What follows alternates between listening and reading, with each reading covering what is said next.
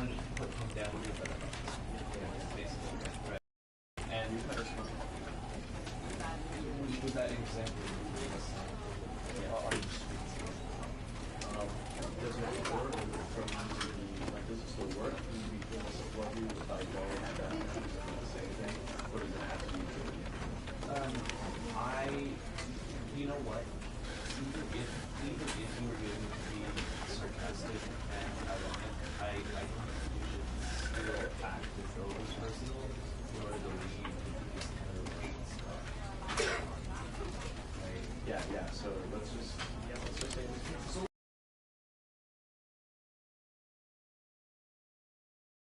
This is the story of a man named Stanley. Stanley worked for a company in a big building where he was employee number 427. Employee number 427's job was simple. He sat at his desk in room 427. He pushed buttons on a keyboard. Orders came to him through a monitor on his desk, telling him what buttons to push, how long to push them, and in what order. This is what employee 427 did every day of every month of every year. And although others might have considered it soul-rending, Stanley relished every moment that the orders came in, as though he had been made exactly for this job. And Stanley was happy. And then one day, something very peculiar happened. Something that would forever change Stanley. Something he would never quite forget. He had been at his desk for nearly an hour when he realized that not one single order had arrived on the monitor for him to follow.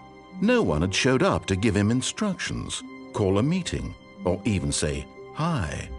Never in all his years at the company had this happened, this complete isolation. Something was very clearly wrong. Shocked, frozen solid, Stanley found himself unable to move for the longest time. But as he came to his wits and regained his senses, he got up from his desk and stepped out of his office.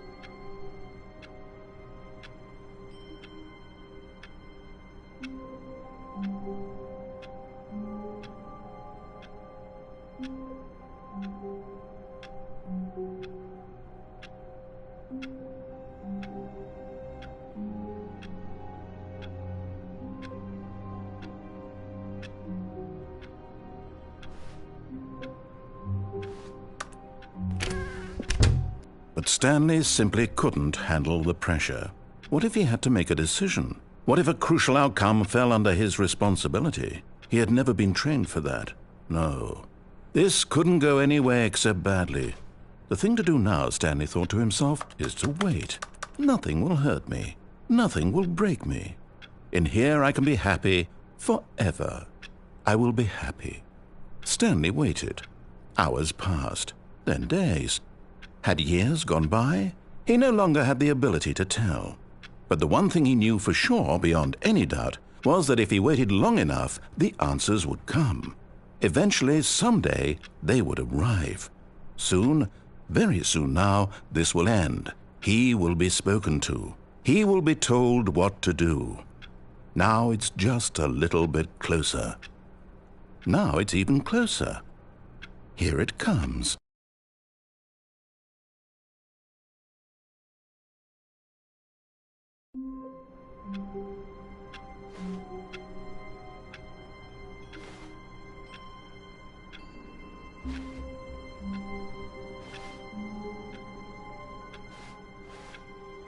All of his co-workers were gone.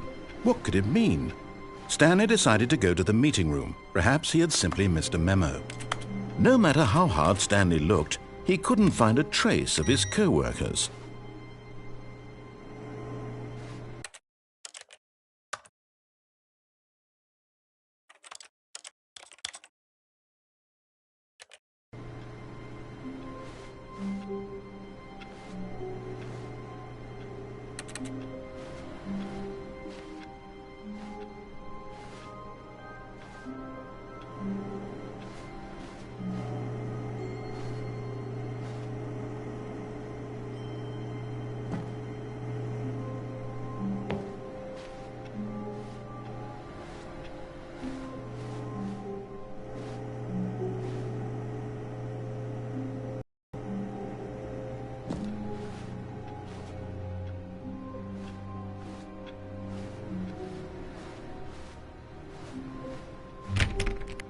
Oh, please.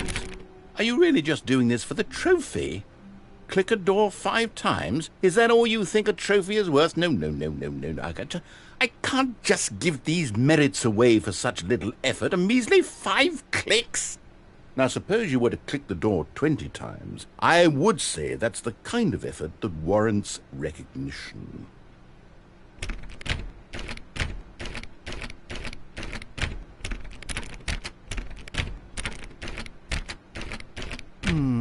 I have to say, I'm still not feeling the satisfaction of witnessing true effort for a noble cause. Perhaps 50 clicks will do it. Yes, almost certainly 50 clicks.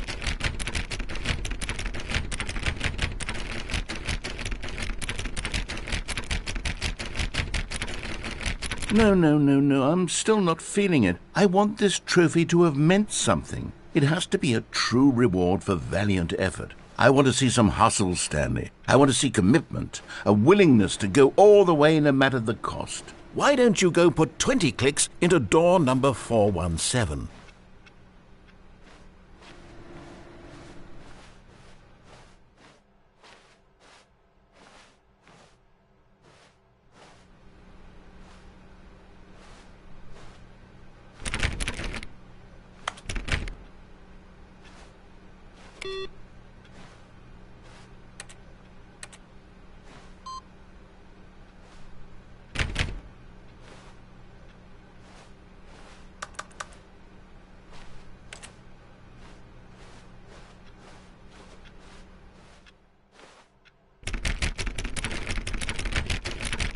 Oh, great. Now, go click a few times on door 437.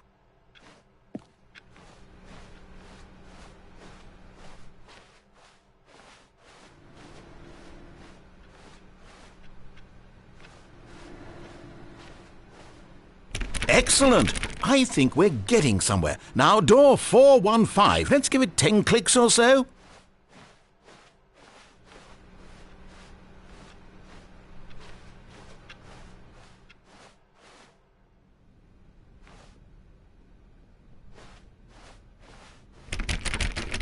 Now, back to door number 437.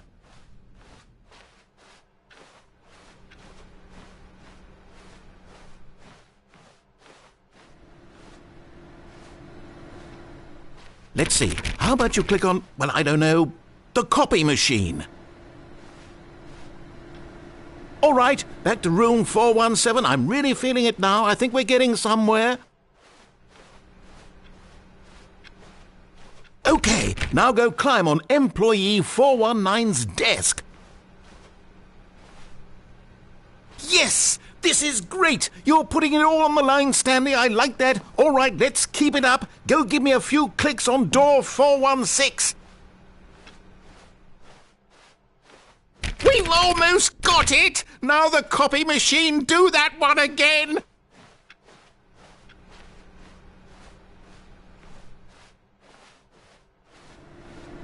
Finish it off, Stanley! 5 clicks on door 430!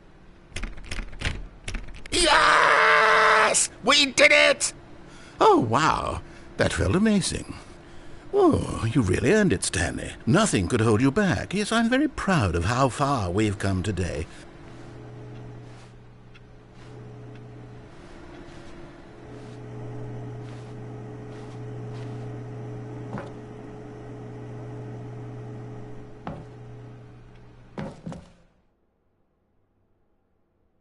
At first, Stanley assumed he'd broken the map, until he heard this narration and realized it was part of the game's design all along. He then praised the game for its insightful and witty commentary into the nature of video game structure and its examination of structural narrative tropes. So, now that you're here, what do you think? Isn't this a fun and unique place to be? Why don't we take a minute just to drink it all in? Okay, I'm over it now. What do you think? Are you sick of this gag yet?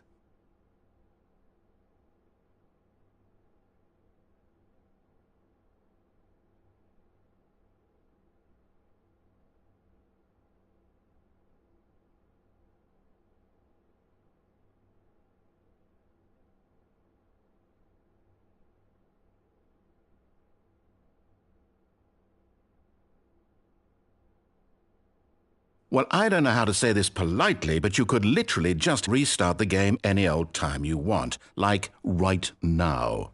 You could have done it just then. Now would also be an appropriate time to quit. Any of these points and so many, many more, all of them are appropriate. I'm enjoying what seems to be an internal conflict going on where you are literally unable to act on your own desires to restart the game. So, just to push the envelope, I'm going to try and make this as miserable as possible and see how long you can maintain. There once was a man named Stanley, who people considered so manly. But the truth must be told, he was not very old and was quite particularly gangly. What Stanley liked most was buttons. He pushed them like some kind of glutton. He did it all day in a meaningful way, but his brain had long ceased to function. Which is why he is in this parable, and lives an existence quite terrible. And if you are not strong and keep playing along, you too will become quite unbearable. Yes. You too will become quite unbearable.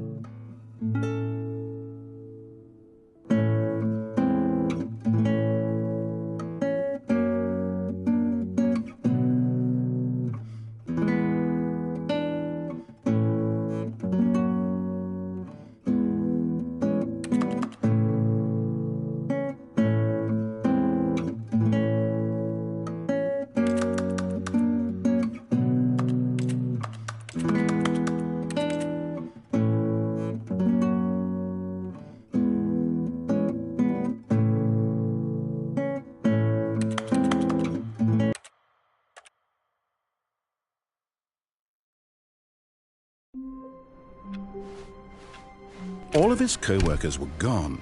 What could it mean? Stanley decided to go to the meeting room. Perhaps he had simply missed a memo.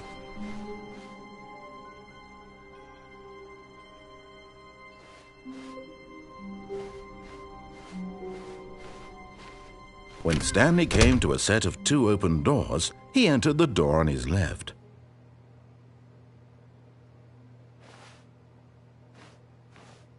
This was not the correct way to the meeting room, and Stanley knew it perfectly well. Perhaps he wanted to stop by the employee lounge first, just to admire it.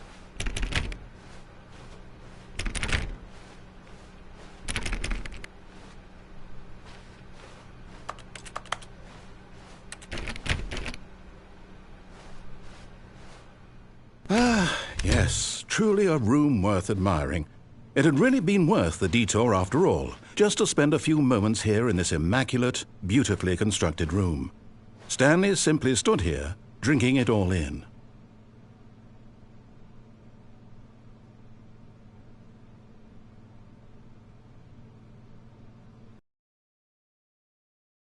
Really worth it being here in the room.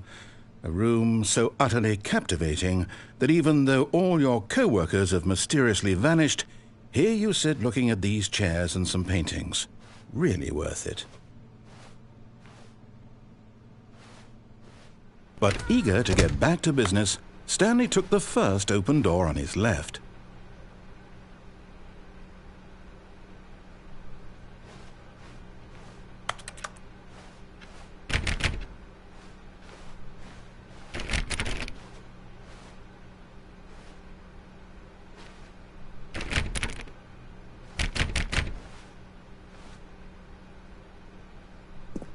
Stanley was so bad at following directions, it's incredible he wasn't fired years ago.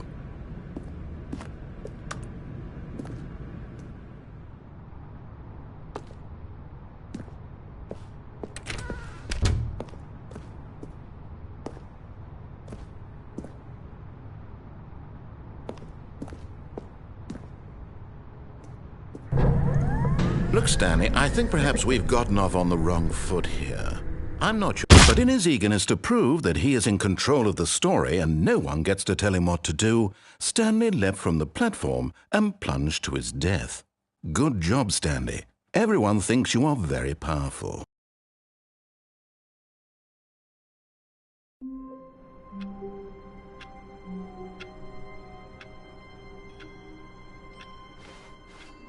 All of his co-workers were gone. What could it mean? Stanley decided to go to the meeting room. Perhaps he had simply missed a memo.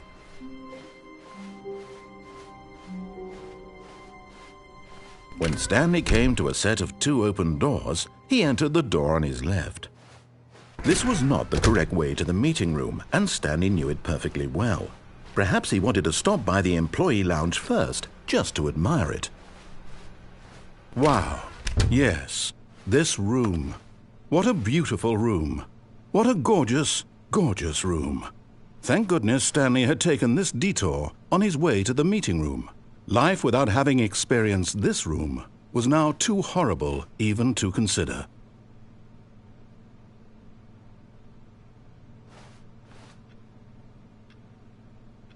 Yes, really, really worth it being here in the room. A room so utterly captivating that even though all your... But eager to get back to business, Stanley took the first open door on his left. Stanley was so bad at following directions, it's incredible he wasn't fired years ago.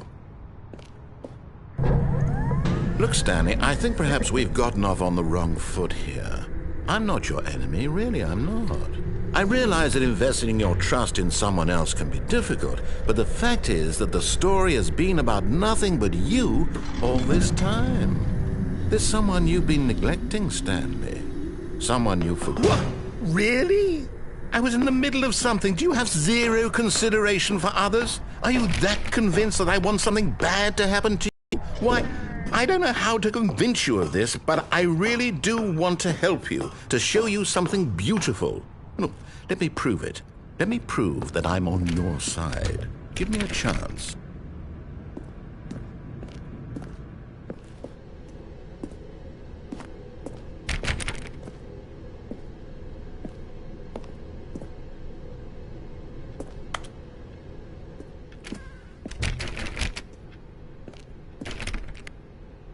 Now listen carefully, this is important. Stanley walked through the red door.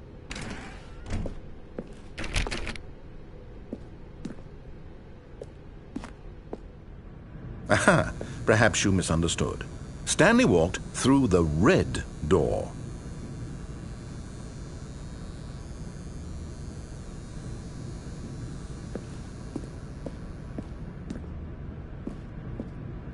I still don't think we're communicating properly. Stanley walked through the red door. All right, fine, go ahead, Stanley. You want to know so badly what's out there? You want to find out what lies at the end of this road you've chosen? Well, don't let me stop you. You see? There's nothing here. I haven't even finished building this section of the map, because you were never supposed to be here in the first place. Broken rooms, exposed developer textures. Is this what you had wanted? Was it worth ruining the entire story I had written out specifically for you? Do you not think I put a lot of time into that? Because I did. And in the end, it was all for nothing, because this is what you wanted to see. Help me here, Stanley. Help elucidate these strange and unknowable desires of yours. What would have made this game better? What did you want to see? Vehicles? Skill trees? Work with me. You've given me absolutely nothing so far. Tell you what, let me take a stab in the dark at a new design, and you can give me some feedback.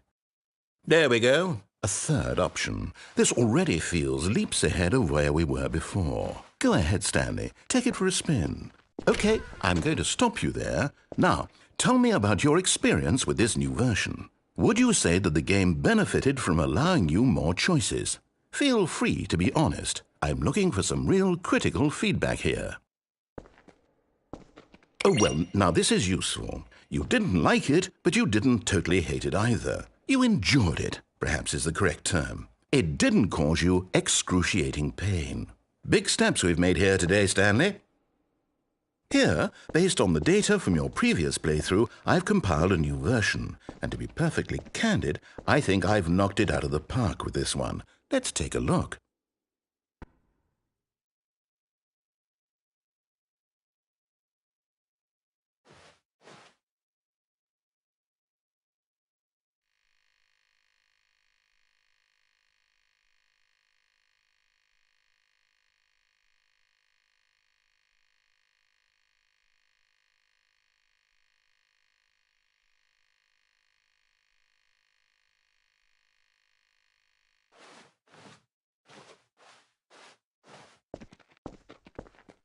Now, would you say that competitive leaderboard helped you feel motivated to keep walking through doors? Again, honest answers.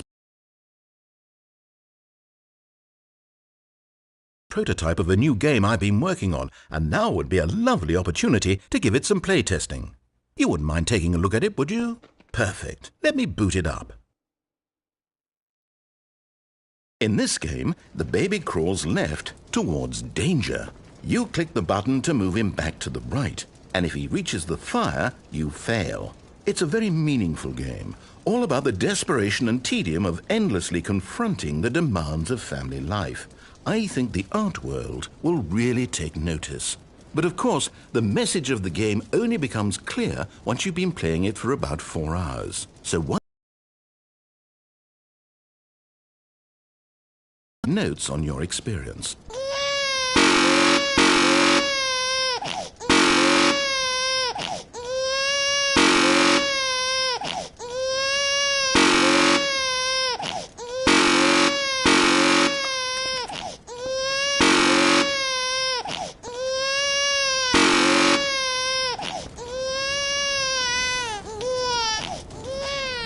You heartless bastard. Did you do it because you hate babies or purely to spite me? Because if it's the latter, well, I don't know what to do. I'm completely out of ideas. I can't think of a single thing that might improve the experience for me. I'm not even going to try. I'm out, I'm done. It's over. Thank you for playing. Your input was extremely valuable. Oh, hey, since my game was so awful, why don't we play someone else's game, just to ease the pain? Let's see. What do we have here? Yes, this seems like it'll work. Let's give...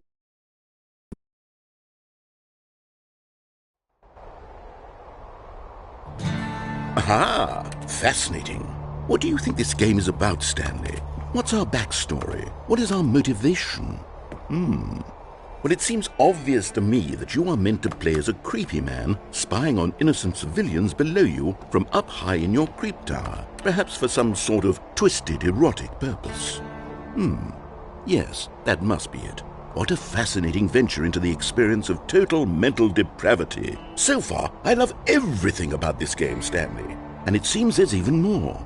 Come, let's venture outward and see what else is out there.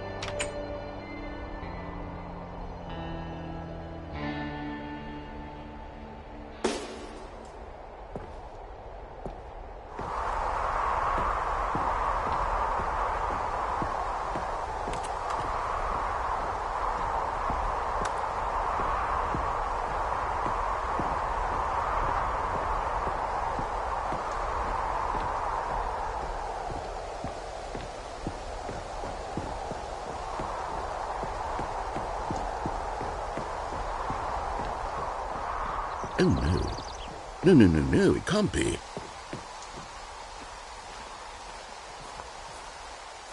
It is. It's an open world game. Good God, quickly, block it off. Oh, thank goodness, Stanley. What a close call. You nearly wandered off into that thing. That big, open, just wandering around. No right or wrong directions. No path to follow. You can just go in any... Oh, thank heavens we avoided it. We're out of the woods now, Stanley. Okay, I'm going to get us out of here. Let's find another game.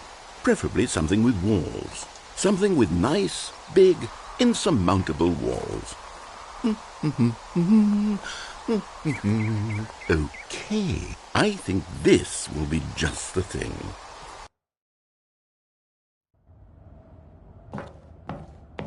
Wonderful. See, this is exactly what I had in mind. Just a nice big box for you to run around in. There isn't any possibility that you could get lost here. Now this is game design.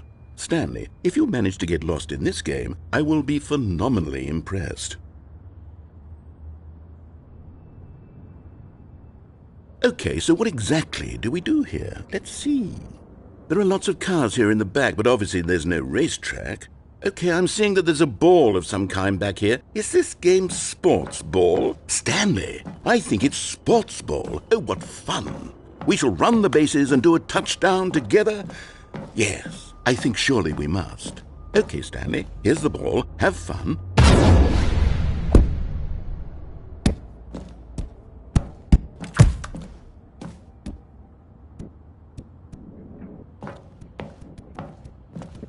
Are you doing it? Are you winning? Is this fun? Is it better than my miserable little story that I worked so hard on? Stanley, I have a thought, and I realize I'm not a sportsologist, but if one ball generates a certain amount of raw adrenal pleasure, then surely multiple balls makes for an even more euphoric sports experience. I'm going to try it out. Here comes another ball.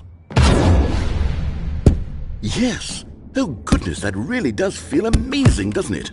Stanley, I'm like a child in a confectionery shop. I simply have to have more. I'm insatiable. More balls!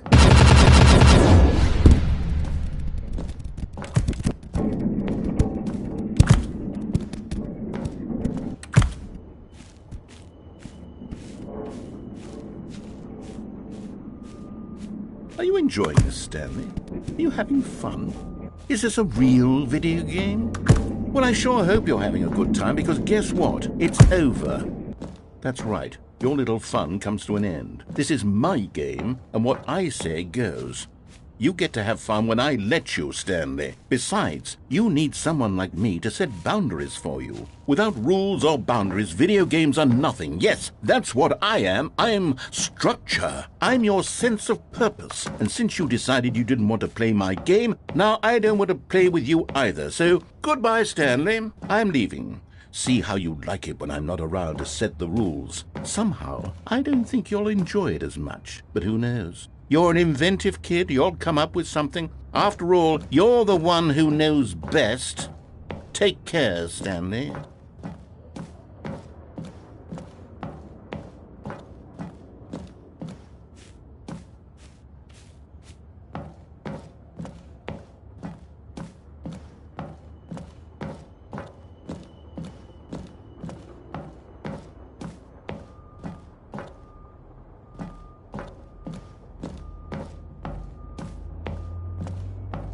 Hold on. What are you doing?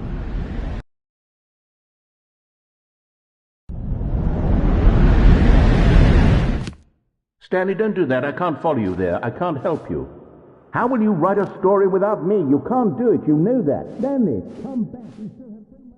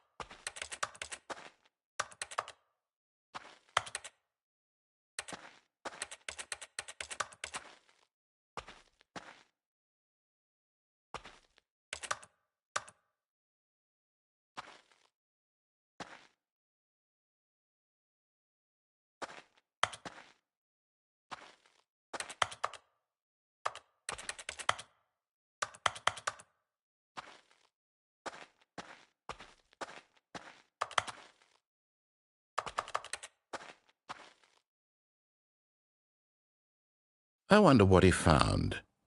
If what he wanted was to be the leading man in his own story, well, perhaps he's gotten it, down in wherever he is right now. I wonder if he's happy with his choice, and if he's learned the heavy cost that comes with it. He'll understand soon what I was trying to tell him. He needs me. Someone who will wrap everything up at the end, to make sense out of the chaos and the fear and the confusion. That's who I am. That is what I mean to this world. Oh, yes. Yes, I'll be back. There's no other way. Once this ends, after it all comes to a close, then I'll be back. The end will be here soon. Very soon. I can wait.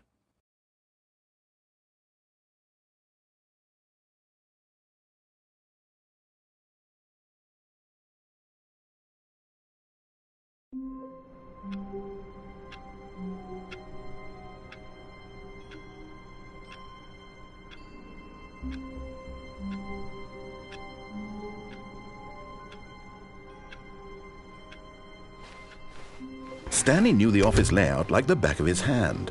It was only a matter of time before he found the others, wherever they were. Just a matter of time.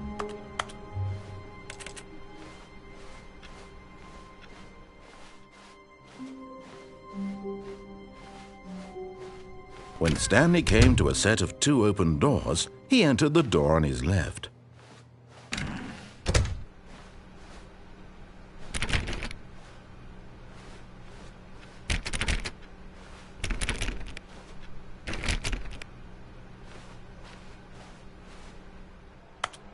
Yet there was not a single person here either.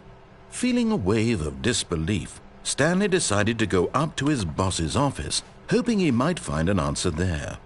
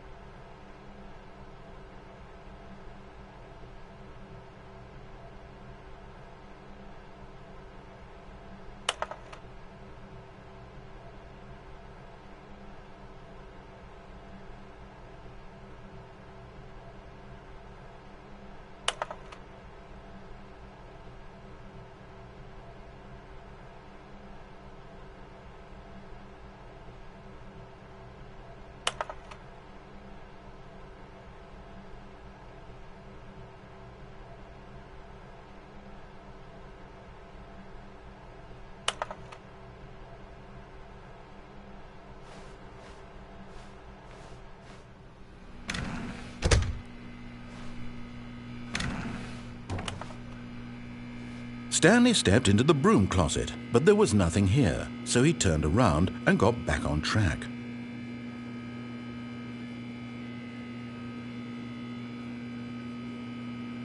There was nothing here, no choice to make, no path to follow, just an empty broom closet. No reason to still be here.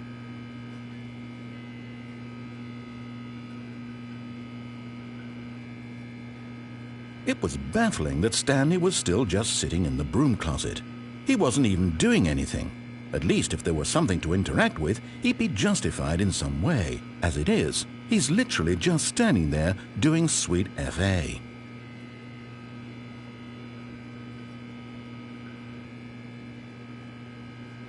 Are you really still in the broom closet? Standing around doing nothing? Why? Please offer me some explanation here. I'm genuinely confused.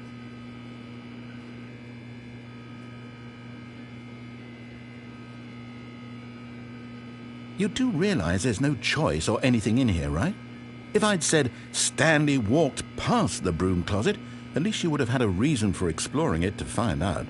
But it didn't even occur to me because literally this closet is of absolutely no significance to the story whatsoever. I never would have thought to mention it.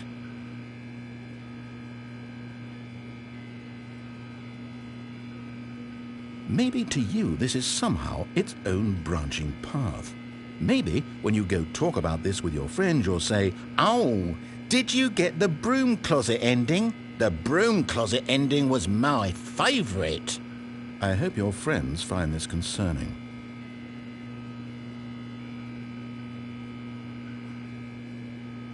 Stanley was fat and ugly and really stupid. He probably only got the job because of a family connection. That's how stupid he is. That or with drug money. Also, Stanley is addicted to drugs and hookers.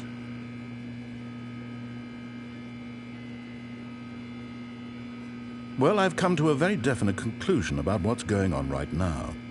You're dead. You got to this broom closet, explored it a bit, and were just about to leave because there's nothing here, when a physical malady of some sort shut down your central nervous system and you collapsed in front of your screen. Well, in a situation like this, the responsible thing is to alert someone nearby so as to ensure that your body is taken care of before it begins to decompose. Hello? Anyone who happens to be nearby? The person at this computer is dead.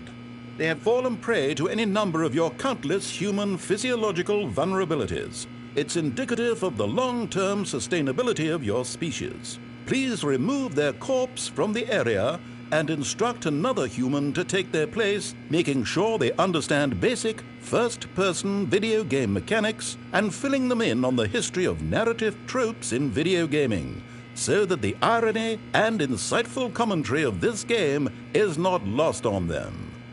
All right, when you've done that, just step out into the hallway. Ah, second player. It's good to have you on board.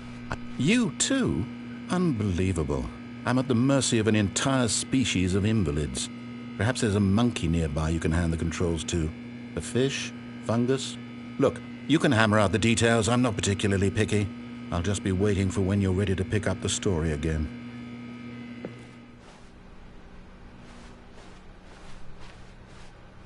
Coming to a staircase, Stanley walked upstairs to his boss's office.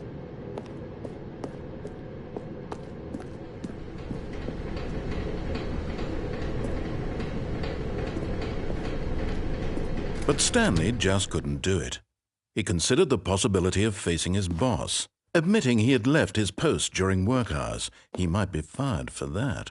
And in such a competitive economy, why had he taken that risk? All because he believed everyone had vanished? His boss would think he was crazy.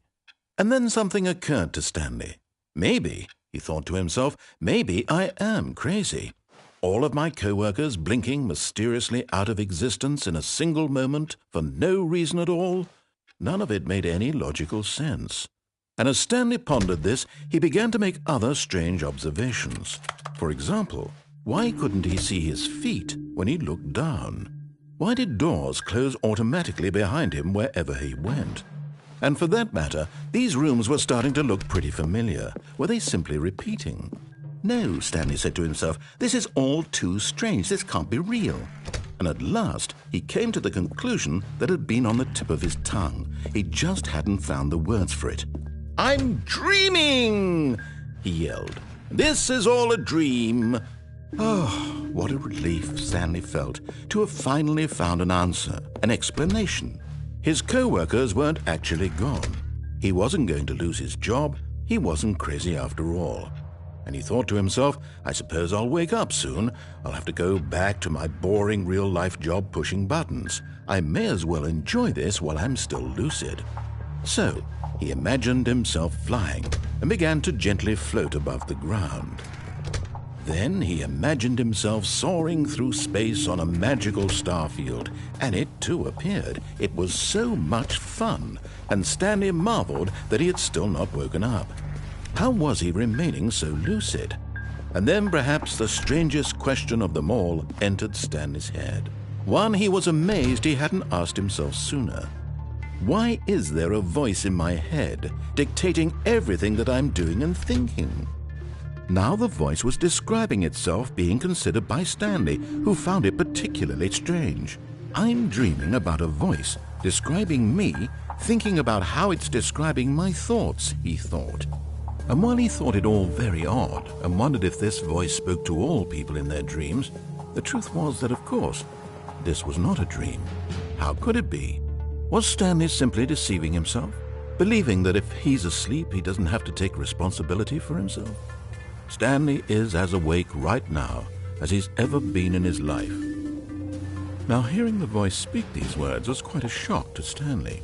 After all, he knew for certain, beyond a doubt, that this was in fact a dream. Did the voice not see him float and make the magical stars just a moment ago? How else would the voice explain all that? This voice was a part of himself too. Surely, if he could just... He would prove it.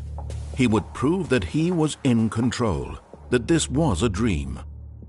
So he closed his eyes gently, and he invited himself to wake up.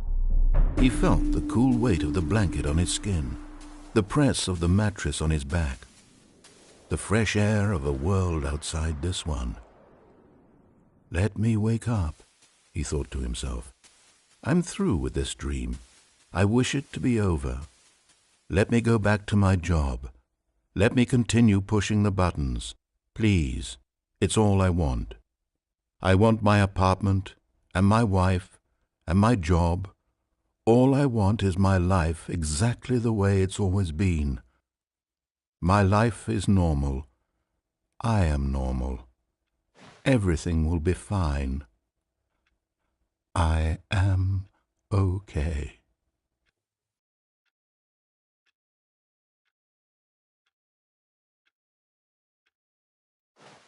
Stanley began screaming.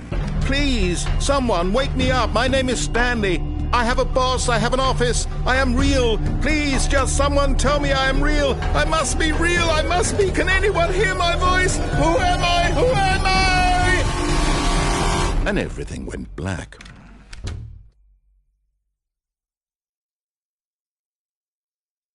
This is the story of a woman named Mariella.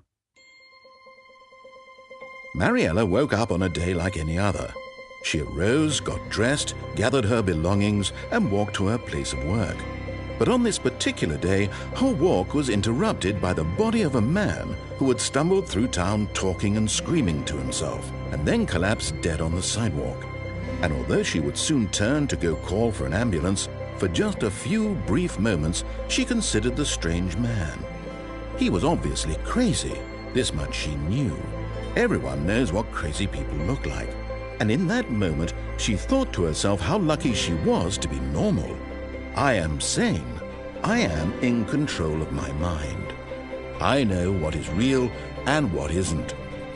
It was comforting to think this, and in a certain way, seeing this man made her feel better. But then she remembered the meeting she had scheduled for that day, the very important people whose impressions of her would affect her career, and by extension, the rest of her life.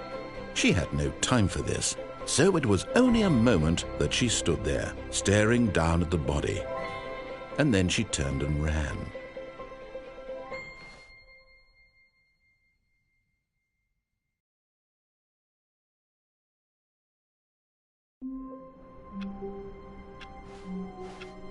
Stanley knew the office layout like the back of his hand. It was only a matter of time before he found the others, wherever they were. Just a matter of time.